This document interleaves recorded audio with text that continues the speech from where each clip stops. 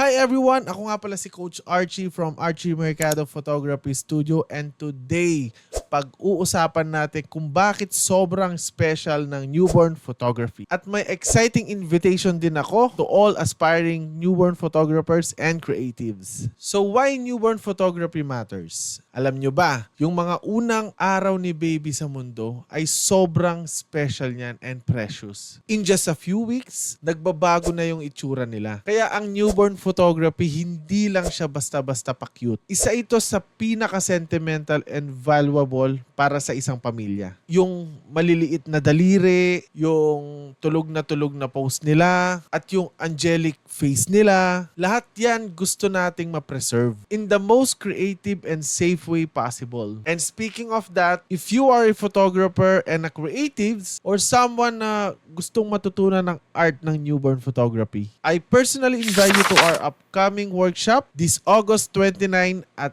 AMP Studio in Quezon City. Sobrang dami niyong matutunan dito. Wrapping techniques, posing tips, baby safety practices, proper camera angle, proper lighting, and styling tips. Whether beginner ka or experienced photographer ka na, this workshop will help you level up your skills and give you confidence to shoot your own newborn session with care and creativity. Slots are limited, guys, para mas intimate yung learning experience nyo. So if you're interested, message us at Newborn Academy for Photographers Philippines Facebook page. Message us now and reserve your spot.